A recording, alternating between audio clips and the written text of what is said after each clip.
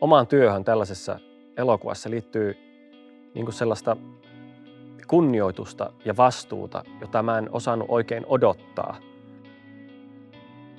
Et monet kuvauspäivät on tuntunut jotenkin, siinä on ollut joku semmoinen pyhyyden läsnäolo, joka on hyvin poikkeuksellista.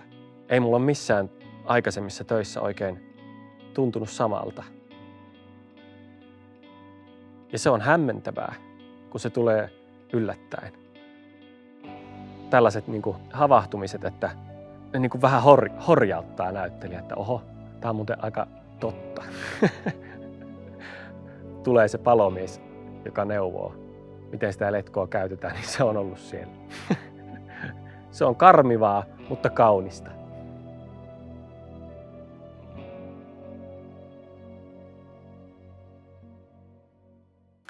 Matti on palokunnassa, eli patruunatehtaan palokunnassa. Ihan ensimmäisenä päivänä me poltettiin talo ja sitten hyppään sieltä palavasta talosta pihalle ja pyörin siinä jäisessä maassa siinä palavan talon edessä. Niin kaikki tällaiset erikoishommat, niin mä oon todella iloinen, että mä oon päässyt tekemään niitä itse. Että kun on tulipalo, niin on oikea tulipalo, jota sammutetaan oikeasti vedellä.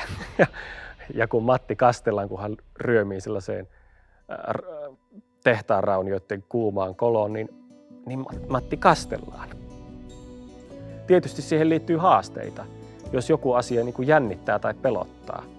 Mutta toistaiseksi ei ole tässä elokuvan kuvauksessa tullut sellaista asiaa, joka niin kuin pelottaisi. Että on aina voinut myös luottaa siihen, että paikalla on ammattilaiset, että mitään ei voi oikeastaan tapahtua.